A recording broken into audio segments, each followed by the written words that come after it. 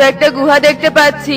এই গুহার ভেতরে একটা বড় পরিরাজ্য আছে, আমার সাথে এসো, তাই সবটা দেখতে পারবে।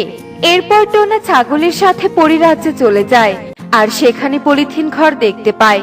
এদিকে ছাগলটা তার পরিরূপ ধারণ করে। এসব দেখে টোনা অবাক হয়ে যায়।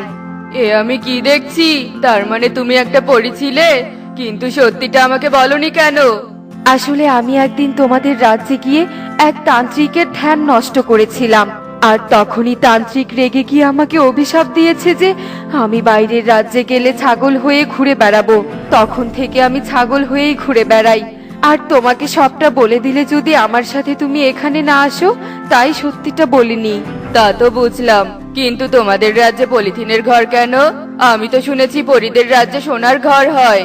ডাইনি পরি আমাদের রাজ্য আক্রমণ করতে পারে, তাই পলিথিন ঘর বানিয়েছি, যাতে ডাইনি আসলে আমরা ঘর থেকেই দেখতে পারি। ও আচ্ছা, তোমাদের তো অনেক ভালো বুদ্ধি।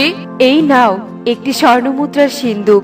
এই সিন্দুকের স্বর্ণমুদ্রা বিক্রি করে তোমাদের বনে একটা চুরির দোকান দিও, তাহলে তোমাকে আর কষ্ট করে বন ঘুরে ঘুরে চুরি বিক্রি করতে হবে না। না না পরী, আমার এত স্বর্ণমুদ্রা লাগবে না। আমি তোমাকে দিয়েছি মানে তোমাকে এগুলো নিয়ে যেতেই হবে। সেই দিন তোমার বিপদ দেখে আমার খুব